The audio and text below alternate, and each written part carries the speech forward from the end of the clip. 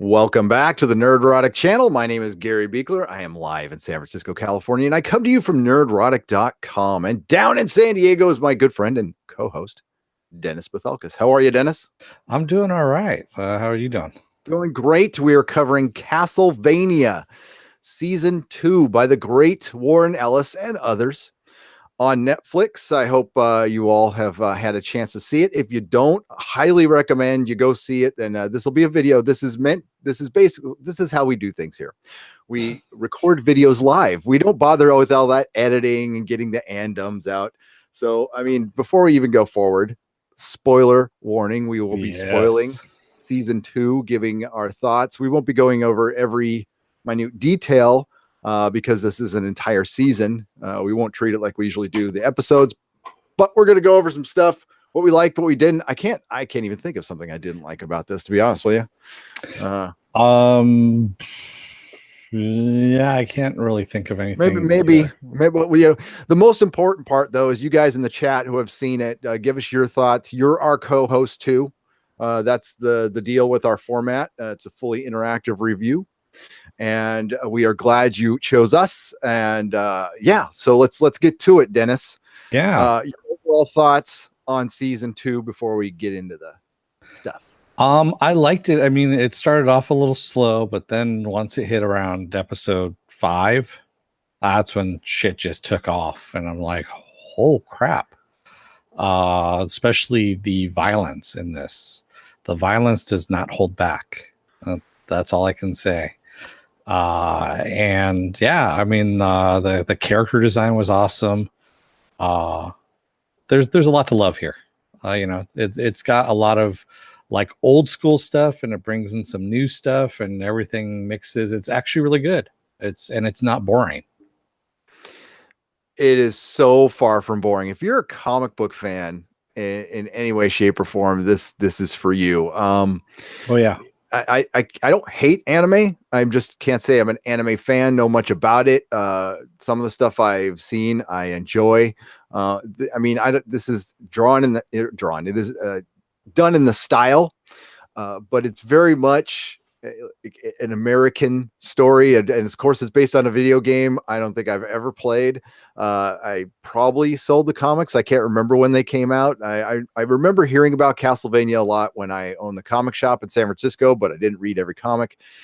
And it's just something that got by me. And, I'm kind of sorry it did, but I'm glad I eventually found it. So we are new to this. So if there's people who really know the lore and stuff, please share it. It's all good. We are kind of newbies when it comes to it, but I freaking loved it. Slow burn, really well done. Graham McTavish as Dracula was amazing. Season 1 was essentially, somebody had even brought this up in the chat, was essentially a movie chopped up into 4 parts. Yep. This was an actual season of television. They're 25-minute episodes. They build up so well. They all have like really good smack you in the face endings. The drama in this is unbelievable. It's tragic. It's sad. The hardest thing to convey to me as an old man through a cartoon basically is emotion. But it is so well written by the master Warren Ellis that really gets through, especially the very, very end was like heartbreaking as hell. And this is a story I want so much more of. Now we pretty much completed an arc in this story, but there's a lot more to tell. Can't wait for Season 3. There's a lot of loose ends. Yeah, there's tons of loose ends, but it's like the voice work in this, Richard Armitage, who I did like in The Hobbit, was great as Trevor. Yeah. And he's your rogue, that rogue character that I tell everybody that is, and you know this too, Dennis, is so important in every story. He's your Han Solo character, basically. He's a drinker, and he's the last of his family, the Belmonts, who used to be monster hunters, but they were all excommunicated by the church. The true bad guy in this, there's a couple. There's some vampires who are bad, the church, and of course Dracula's bad, but he really made a go of it. Of being good. It wasn't that he was bad. It was that he was grieving, and that whole, he was grieving to the point where you got somebody who's got all this power, like a shitload of power, and he's grieving and he's taking it out on the people who took his wife away from him. But at the same time, he wants to die as well. So he's taking everybody with him at this point. And Yeah. Well, because at the end of last season, he had started his war on humanity. So the whole story begins with basically his wife being burned at the stake, and him giving this town a year to get their affairs in order, and that's where it starts. I mean, that's just where it starts. And yeah, he's grieving. He had given being good. He had found love. He had given being good a go. He had started walking the earth, like you said, in like Kang and Kung Fu. He's amassed all this knowledge, and I love how that's why Hector and Isaac both want to protect him. I mean, yeah, he does some bad shit once in a while, but losing this guy would be bad for the world. yeah, It's trying to domesticate a god, basically. essentially, yeah. And it's not even a god. I guess you could say, yeah, a heathen god, if you will, who has a shitload of knowledge. Well, yeah, and he's got the traveling castle, which is like such a killer concept. I loved everything about just the technology. It's like you said, it's a little bit of steampunk. It's a little bit Magic thrown in bit there of too. Atlantis thrown in, a little bit. It's really cool. Matt Frewer, which too bad that we lose him kind of early, in my opinion, playing the bishop. Yeah, that guy, like, he is so good at voice work. he is so fucking good. And he's frankly just very, very evil too when he does. So when he plays a bad guy, he plays a bad guy. He relishes it and rolls in it. That's what I love about Matt Frewer, man. He's great as good guys too, but I love seeing Matt Frewer as a bad guy because he does like rolling in it when he does it. And he did that. Yeah, because it's not like his voice, it's not like he's scary in any way until he gets quiet. Yeah. He's got that like quiet psychosis thing going. He brings his voice down to a low level, and it's just what he says and how he says it, just kind of matter of factly, but almost kind of like he's reading a menu. Yeah, that's a good point. I like that. It's very well done. Mako, do you think the show is set in the future since they refer to lost knowledge and science several times? No. It goes back to Gary's woo-woo theories about, the world being done apocalyptics, it's gone through times over. Cataclysms have reset our planet a couple of times. Yeah. At least once while humans have lived. There's a lot of evidence for that. You can watch that on the next Exozone with me and Doomcock whenever that happens. And but yeah, so it starts out in 1455, or right? Yeah. 1455. Excuse me, 1450. 1450s. Yeah, somewhere around there. The year Dennis was born. Yeah. Actually, I was 1350s, but that's. Oh, okay. Sorry. Talk about that. Sorry. I even forget about it sometimes too. Yeah. Yeah. Well, it's been so long, I know. It does happen. Yeah. And the thing is, there are so many great lines in this too. I have to admit, my favorite interaction is with Alucard and Trevor. It's early on when they've seen the speakers off. They've set them off in the caravan, and they go back to the ramshackle little shack that they're in, and or the barn that's collapsed. And Sifa is just kind of pissed off at them, and she goes, "I'm gonna go and get some stuff. Do you think you guys can not kill each other while we're here?" And he goes, "We're not children. I mean, we know how to act." And she walks away, and he says, "Eat shit and die. Fuck you." Yep. It's just a little thing, and they start laughing, and I was like, "Yeah, okay, that's actually pretty funny right there." It's great.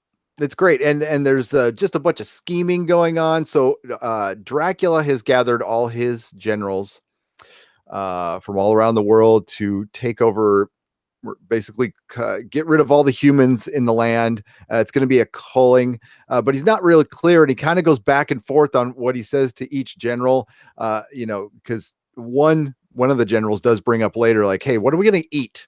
if you're going to get rid of all the humans. And, Dracula just answers, you'll be taken care of. Yeah. So automatically the generals are not all on board. And apparently we're missing one important one who ends up coming later, causing a lot of trouble.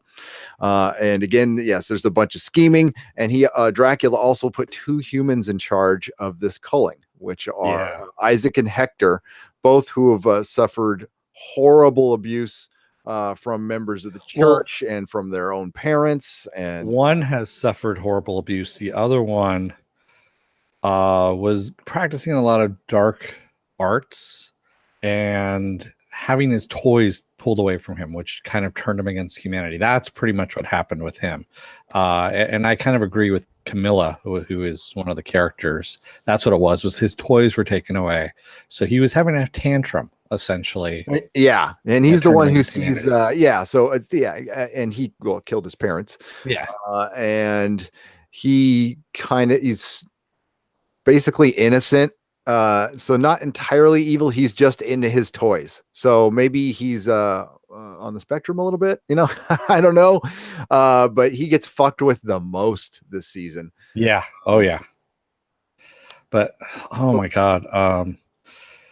And Godbrand, by the way, was the one who was confronting Dracula about that whole thing. And I do like later on, Dracula even admits, he goes, it doesn't make any difference because in a year you're all going to be dead anyway from starvation. He already knows what he's doing. He knows that culling all the humans is going to also result in all the vampires dying because they're not going to have anything to eat. And so he's essentially committing suicide is what he's doing by taking the whole world with him at the same time. Yeah, he's being very emo about the whole thing, to be honest with you. And this is all over the love woman and how she was taken, and they even show a scene when she's being burned at the stake of her crying to the heavens like, don't come out and kill everybody, please, they're just idiots, but don't blame it on everybody. And then and there's all these factions, like the church just hates everybody. For church reasons.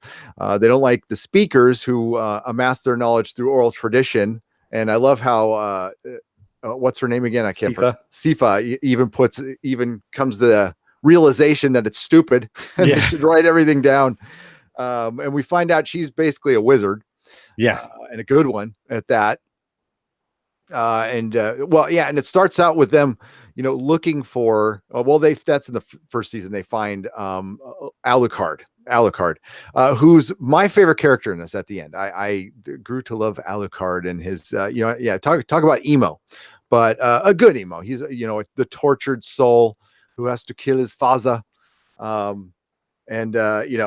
He lives for his mother.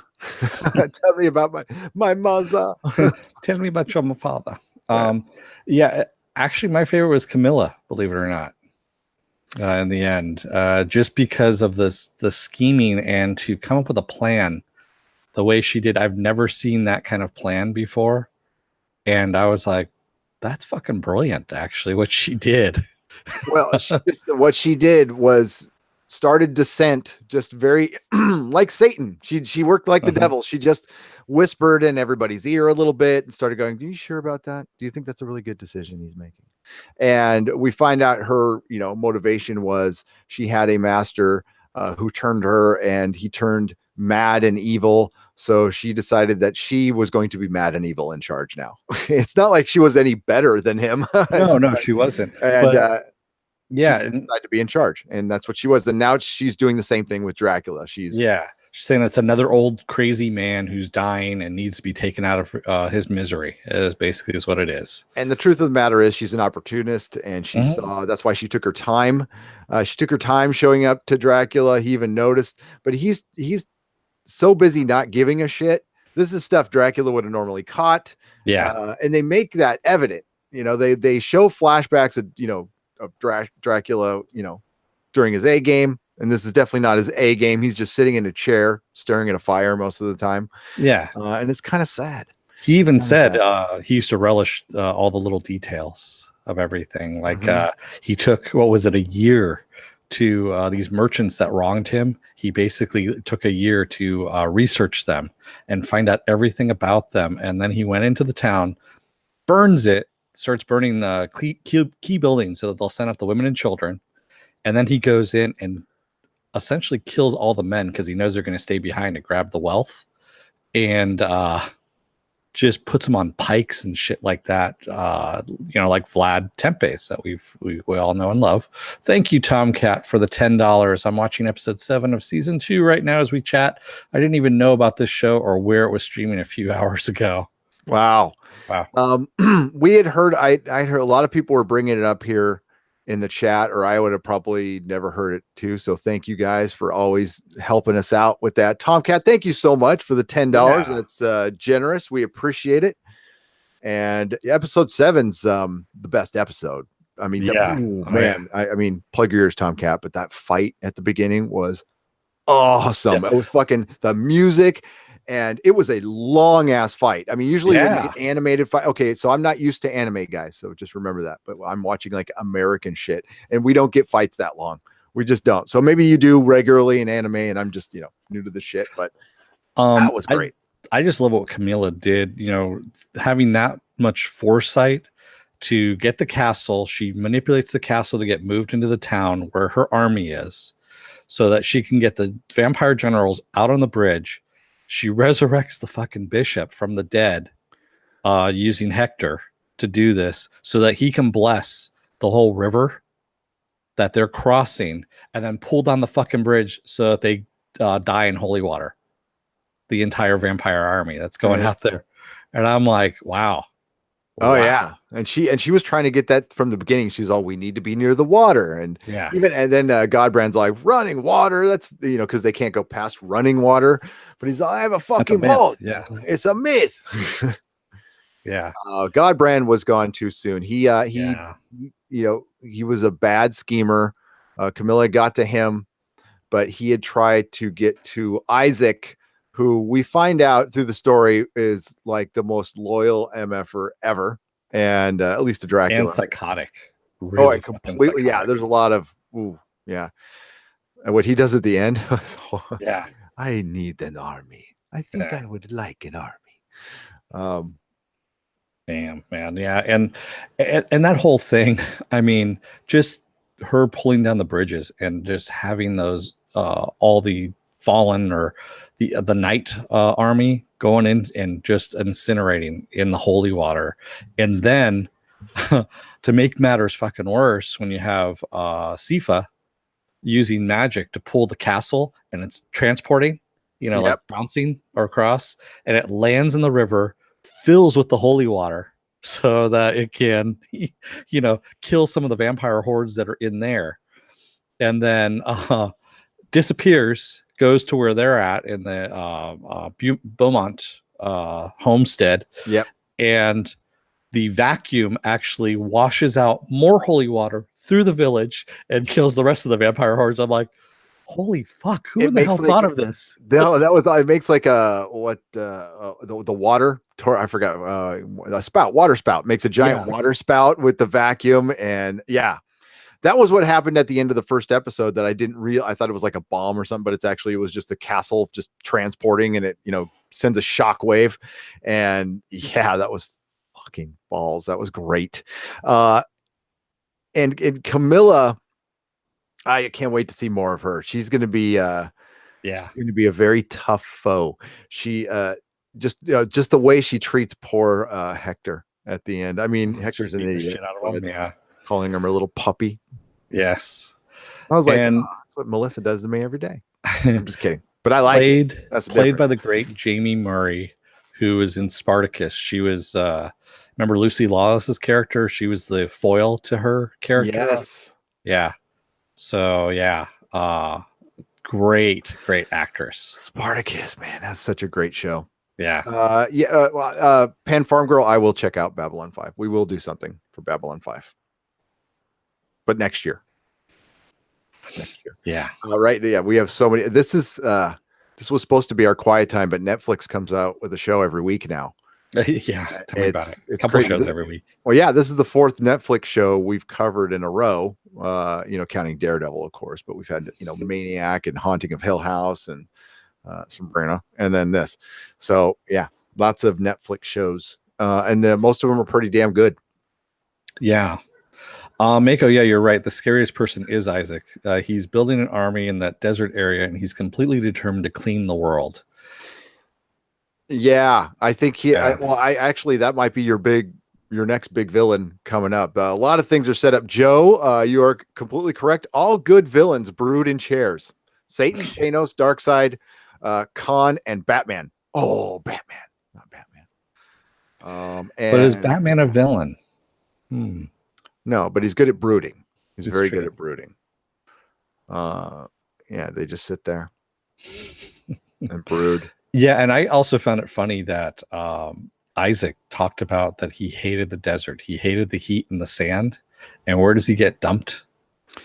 In the desert. But I mean, Dracula was doing him a kindness, but I can see how Isaac's gonna probably feel betrayed by that, just like he was, his other master, who was the Templar or whatever, and who was beating the shit out of him because he was just reading books, and that's why we find out why Isaac hates humanity. Yeah, we get flashbacks. We get to see they're fully fulfilled characters in a cartoon that's 25 minutes per episode, and it just makes you wonder, like, this is why isn't Warren Ellis writing more TV, to be honest with you? I mean, like, after this I was like, that was one of some of the best writing I have seen this year. It comes from Venture Brothers and Castlevania by far. I was actually, when I was watching this, I was thinking if they ever made this into a live action movie, about how insane it would be, and also how good it would be as well if you get the right person to make it. And using the actual script, Warren Ellis writing the script for it. They probably want to make it a movie, and it would be much better as a TV show, and it would be expensive as hell. Oh, it would be. Yeah, it would be very expensive. Just the castle set alone. And it sucks what happened to the castle. There's no fixing it at the end. They burn out the engine, and but who knows? We don't know. Alucard might be able to do something with it when he's got a lot of time on his hands now. He does. A lot of books. Yes. So, he needs to invent the internet. That's what he needs to invent. Yeah. There's so much good in this show. I mean, and then let's talk about the gore. Oh God, yeah. There's babies getting eaten and driven through. There's a couple of heads actually get stomped on by horses' hooves. Alive. Oh, yeah, there's a lot of head stomping with the butt of a sword. The whole the Godbrand scene, which you knew he was dying that episode because they gave us a full exposition Godbrand scene where he runs down all these knights, jumps off a cliff, and lands on his Viking boat. Yeah, it was just fucking awesome. I was thinking of Viking bitch the whole time during that. Hench for life, Viking bitch. That's right. Just screaming his own name, Yeah, I am fucking Godbrand. We all want to do that once in our lives, like go beat the shit out of a bunch of people screaming our own name naked, or is that just me?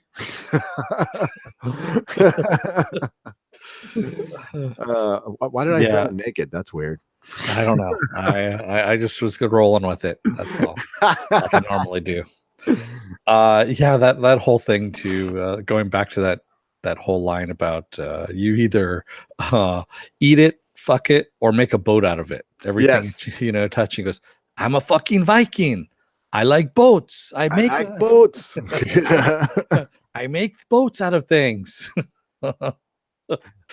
Brock fights naked. That reminded me. That's why. True. Naked time, says Joe. Okay, everybody.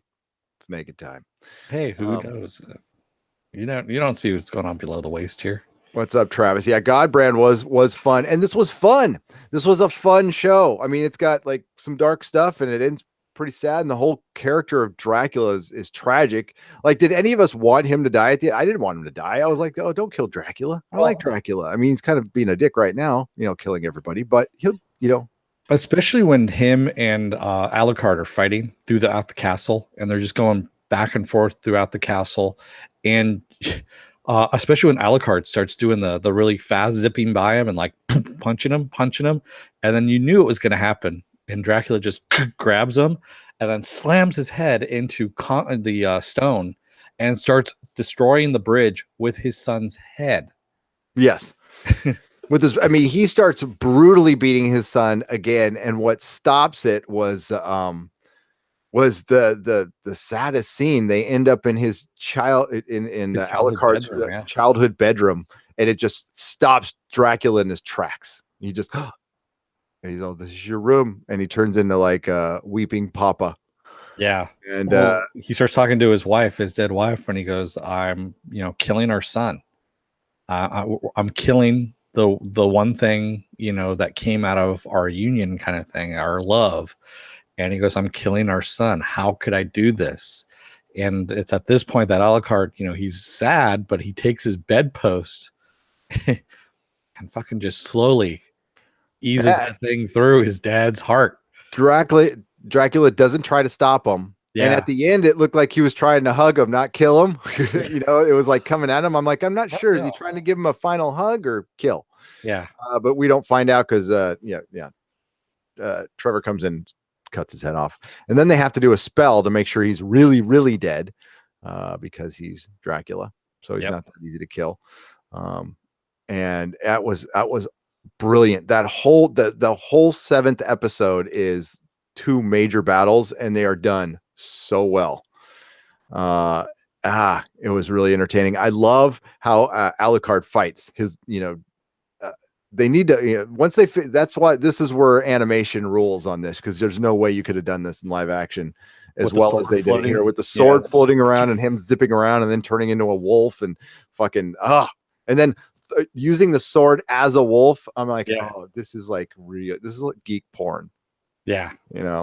And then also, oh God, now I just lost her name. Sifa's magic spells, man, when she just kind of went ape shit and became like super magician and is taking out the one Indian vampire that she's fighting him, and he's jumping on all her little ice blades and stuff like that, and she makes an ice wall and he's running along the top of it, and she's like, nope, brings it up and just slices them in half. And I was flips it up and cuts them in half. Oh, holy shit. Damn. Little blonde girl. And then she's doing the full-on like Stephen Strange Ditko stuff that I loved. That was a nice nod there, right there. That was great. And the whole thing, that was the other thing that got me too. She goes, "Oh, I turned out to be a pretty good magician, huh?" And it's like, there's some more backstory to her. There's a lot more backstory to her. And I think that's what season 3, we're going to get some of her backstory. Oh yeah. And that's the cool thing, is you feel like in season 2, you've gotten through, you felt like you got a full season, you got a full story, but there's still, the questions that are open aren't ones that were needed for season 2. They're nice open questions to have for a season 3, but you got resolution in your story, which again does not happen a lot these days. So, but that's when you get good writers like Warren Ellis. So, oh yeah, Warren Ellis writes his grocery list better than fucking everybody else. Okay. Yeah, he does. And I can't recommend enough, if you're on Twitter, follow him. He doesn't post a lot, so you're not going to get overwhelmed with whatever it is, but he does post some really funny stuff. And most of the time it's just a picture of he's very tired in the morning and it's some coffee or something like that he's got. But other times there's some little brilliant stuff that's in there. So definitely follow him. And the writing in this too, the characters, when they're describing stuff, they don't need to show. And they're just describing things that are very disgusting. And you're like, oh shit, I'm glad they didn't show that, because that would be really sick. Yes, they didn't, it's funny how they did it just right. Yeah. Just enough restraint. Now somebody was talking here. I don't know all because I don't know the game that much, but some of the creatures in there, I guess they have names. And we got Blasted. He's saying, love seeing Gabon and Slagra. Is that the name? So I'm thinking those are what creatures from the game that were. I believe so. Yeah. So there. Okay, I got it right there. There it is, right there. Oh wow. And that's from an old. I'm looking at a picture of it.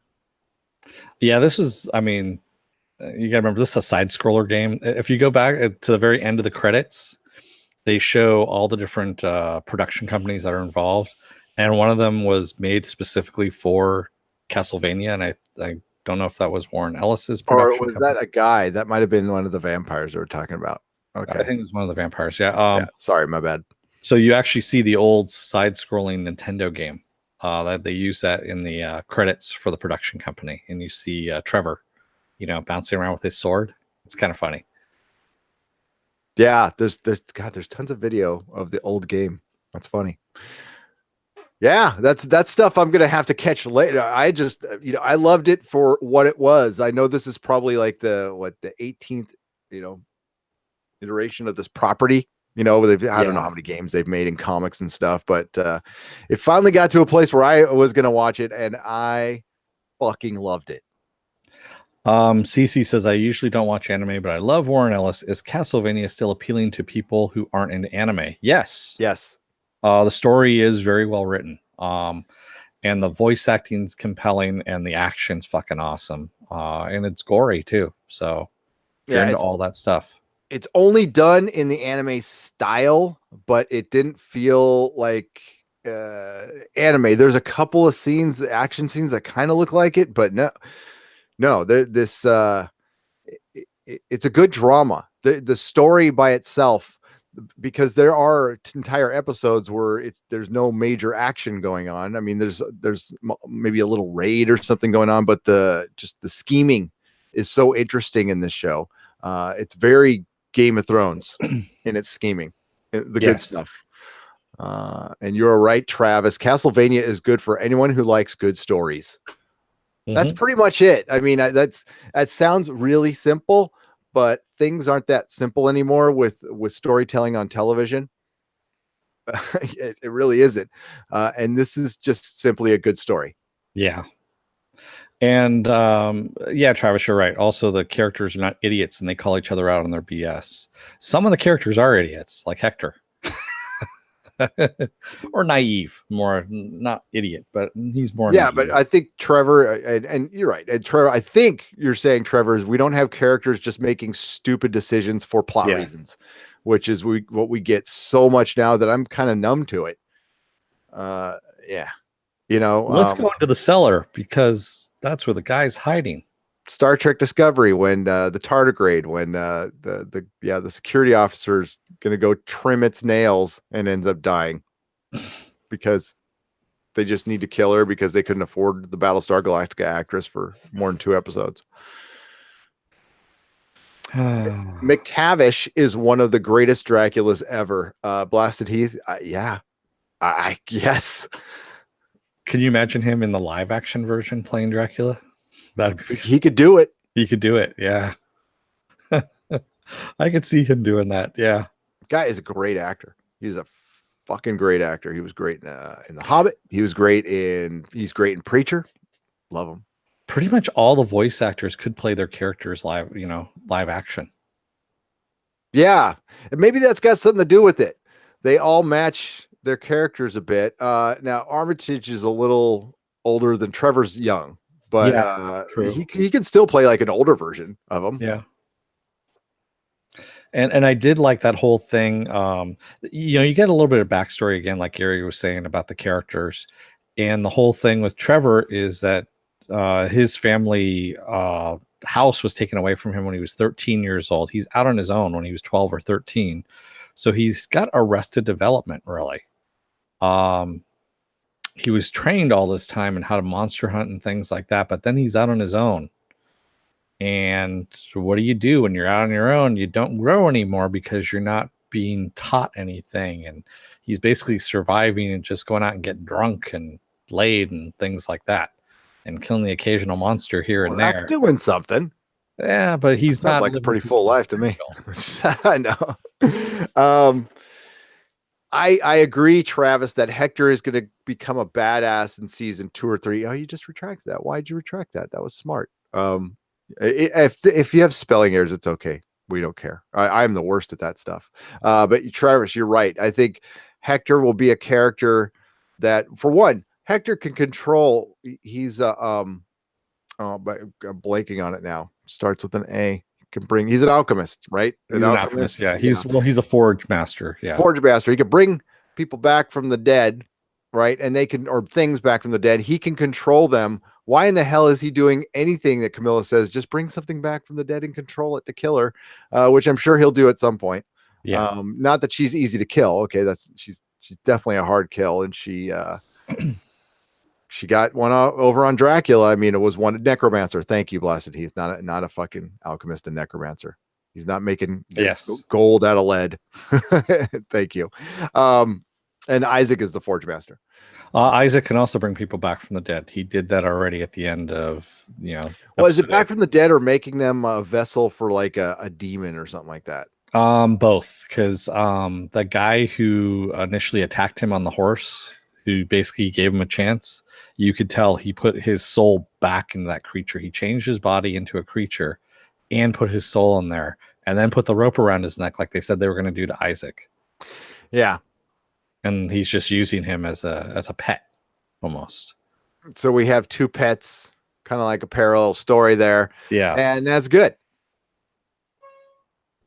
That's good. And yes, they're both forge masters. They are. And the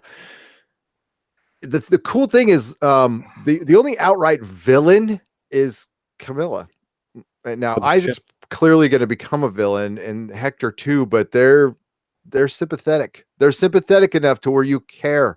So I think one of them might I think those two might end up at odds at some point. I think that's kind of happening. Oh yeah, they're going to end up at odds. And honestly, I think Camilla's going to flip and become a good guy, to tell you the truth, at some point. Yeah, I know it sounds weird, but I have a feeling that her and Alucard are going to work together. Do you think because she's going a little too hard in the paint evil? I don't know. Where do you come up with that? Now, I think Isaac is definitely being set up to be a villain. Yeah, Isaac's going to be a villain. Hector's going to be a villain, but I think Camilla. I think Hector is going to be good. I think Hector is the one who's closest to good. I think he's just detached. Isaac is driven. He's got like singular focus. So yeah, Hector doesn't like stuff like arguing. It bothers him. Travis says Camilla will die and come back in her mask form. It's from the game. Interesting. Yeah. Philip A. Demick says the show has a nice PSA. One should make sure their goats don't get mange in case a neighbor wants to rape it. Yeah. And knowing is half the battle, Philip A. Demick. G.I. Joe. Dang. Yeah. So really, really great show. I can't say it enough. I give it the highest possible rating. Do we give this the Nerdrotic seal of approval? I give it the Nerdrotic seal of approval. Yeah. It gets the Nerdrotic seal of approval, which is now the 7th show to do that. It's not something we hand out often. Yep. But the other shows that have it are the Expanse, Legion, Counterpart. Help me out here. Orville. The Orville. I'm trying to think what else. So that's 5, right? So what are the other 2? Venture Brothers. Venture Brothers. Thank you. And I think that's it. There's shows that are really good that are close, but like those are solid shows that I could absolutely recommend, knowing that you will like them. They're good shows. And yes, we got Counterpart on there, which premieres in a month. A little over a month. Farscape, certainly Farscape. I would I haven't seen it enough yet. I can't fully do that, but I will eventually, Joe. Once I'm done with season 2, I think I can do it. The Seal, wow. Have to watch. So Marcus Kahn, yes, we give Castlevania the seal of approval. It is that fucking good. I want to go out and buy all the comics now and play the goddamn game, which I don't know if I can or not, but Tick. Thank you, Joe. Thank you for reminding me. Tick, thank you. Yeah. And Taboo. Yes. And Taboo. That's right. I forgot about that. So that's 8. You like Babylon 5, right? I like Babylon 5. Yeah. Yeah. Dennis liked it. I just haven't seen it. So. Yeah. I watched all 5 episodes or 5 seasons when it was out and about and followed it, whatever network it was on when it finally ended up on TNT. So yeah, I definitely like that. I know it was kind of funny. Bruce Boxleitner showed up on Supergirl. That was kind of funny. In an alternate timeline, Games Dracula is a Belmont. That's cool. Who fell when he defeated a great evil, and it poured into him. Oh, okay. So he was a Belmont before I got it. If they go the alternate timeline, they can get Patrick Stewart back as Death. Ooh, was Patrick Stewart Death in the game or something? Did he voice Death in the game? That would be fucking cool. Yeah, Matthew Matson says you can get an SNES Classic or NES Classic and play the games. You could hack it and play all the games. I know there's one that's being sold right now that has pretty much all the games loaded on it. You can just buy it as that one. Limac Ajax, that's a silly question. Babylon 5, because DS9 ripped off Babylon 5. Everyone knows that. And I'm going to say that I'm sticking by that one. No, I like them both. I think I've seen DS9, so I'm going to say DS9. I haven't seen Babylon 5, but why can't we just like them both? Who cares who ripped off what? But I thought it was made pretty clear DS9 did come first.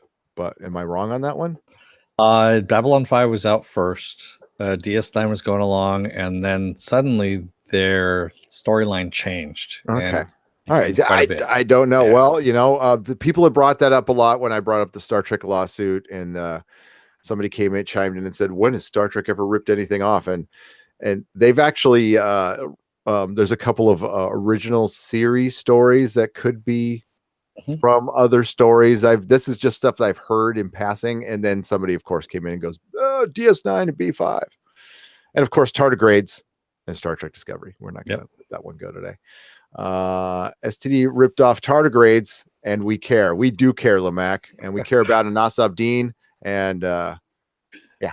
Mako says DS9 didn't rip off B5. They just borrowed, quote unquote, the idea from JMS. They were paying homage. Is that how we're saying it now? Yeah, exactly. We're paying homage. It was a reimagining. I love not knowing the lore of Castlevania. I've been reading people not happy with the show because the lore and stuff, says Philip Diaz.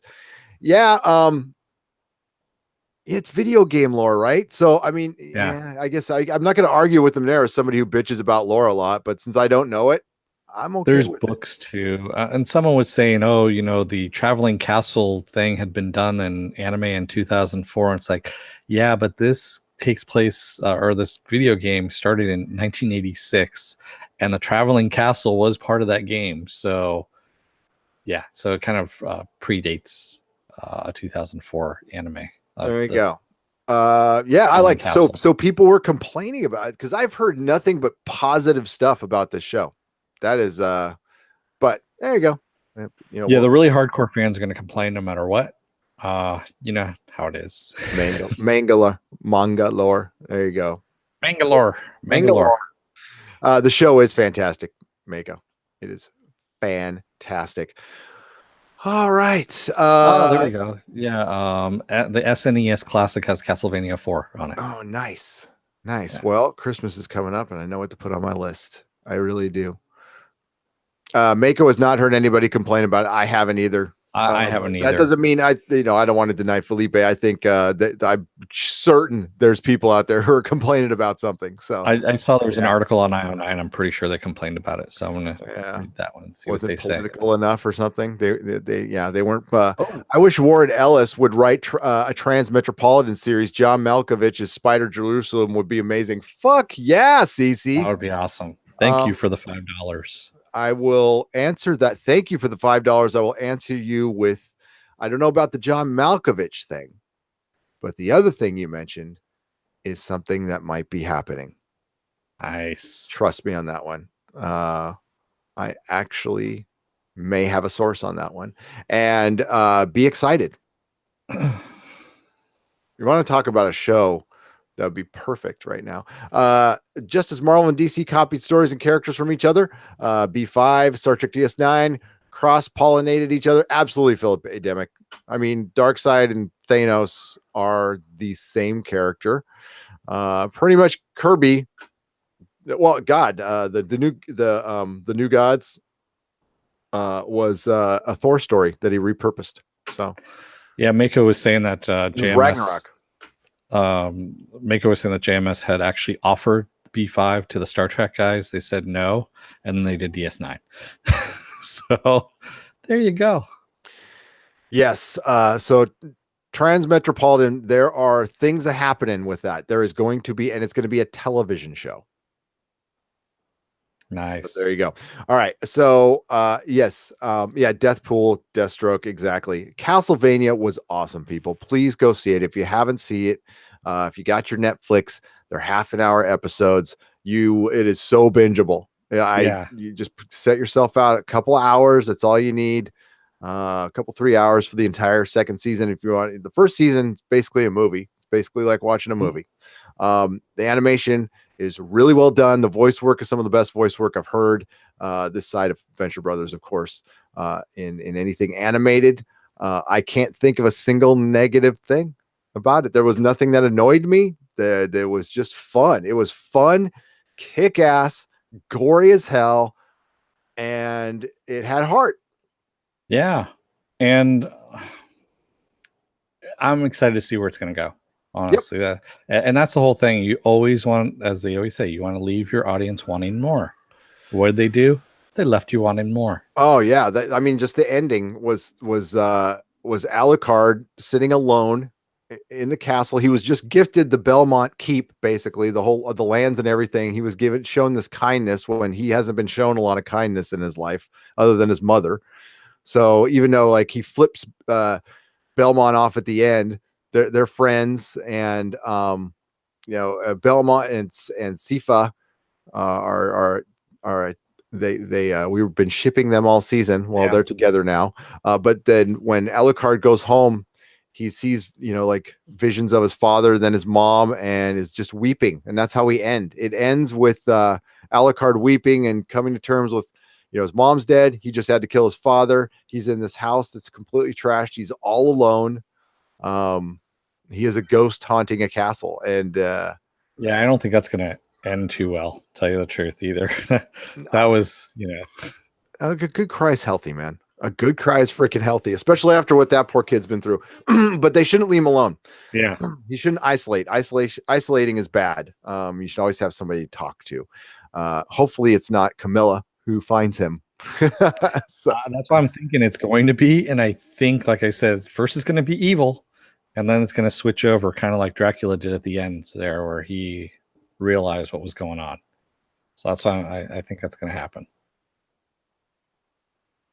Yeah, and so the Star Trek executives just don't want to learn from their mistakes. They did the same thing 25 years later with Seth MacFarlane with the Orville. Fucking morons. And he's talking about JMS brought him a story.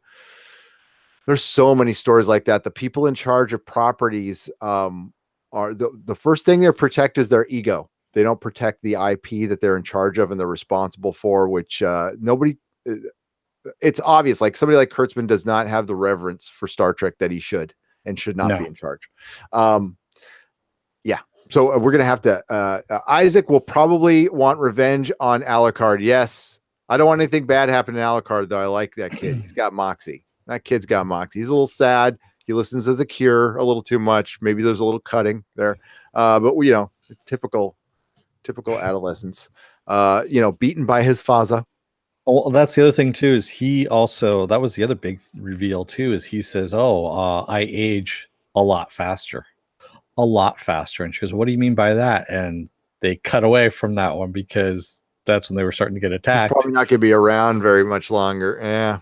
And well, not only that, we don't know, he could be like only a couple of years old, like 5 or 6. That'll be interesting. That'll be a nice reveal. Yep. Yeah. And yes, another story about bad fathers. No, Dracula was Dracula, and that's what I really loved about this. It wasn't like stupid postmodern storytelling. It was, we have a fully fleshed out bad guy who's just a person who's doing bad things. Yeah, Not necessarily a making bad bad guy, choices. making bad choices. Yeah, well, I mean, Dracula's pretty evil, but you know, Yeah. he was good for a little while. Hello, Patrick Ollinger. We are leaving, unfortunately, but thanks for coming in. You can check it out when it's a video. And thank you, Sculpted Leather Art by Viking Bitch, Travis, Patrick Ollinger, Pen Farm Girl. Why don't you take over for me while I get the Patreon video? Yeah, Penn Farm Girl, Matthew Matson, Tekka Man Bald, Slurmy Scott, Travis, Mako, Mac Ajax, Felipe Diaz. How's it going, man? Blasted Heath, Kato Roan, and Blasted Heath, by the way, is also loving Camille as much as I am. So, Camille was a great villain. yeah, Great villain. Feisty Fan, Feisty. Apple Crow, Bourbon Sherbert. I love that one. That's good. Chris Prissa, and M Wims. CC. Thank you again for the super chat, CC. And who else do I have here? I think that's about all I can see. If I missed you in the chat, thank you very much. As you can see, Gary right now is showing you a list of our patrons. Oh, I see Vasco Zuzus. I missed you. Sorry about that. That's what we're thanking all our patrons right now. And you can go to patreon.com/nerderotic to become a patron. There's a $1 box, a $5 box, and a $15. Is that correct, Gary? That is correct. And the $5 box, you get some comics that you're going to see up here. There are 3 exclusive comics to my old comic store, the Comic Outpost. They all have my son on them, but they are worth a few bucks if you want to flip them. You could probably get your money back. You get your money back for sure that you put in the Patreon, or you could just keep them and read them. One of them, well, actually, 2 of the 3 are actually really good. This is a representation of what you get in the What's in the Box box, which is a mixture of comics, action figures, and those 3 comics I just talked about. That is for the $15 level. Now, you have had to have joined you have to be there for a couple months before I just send out your package. You don't get it the first month, but you do get it. And if you stay with us for more than 6 months, you get another one.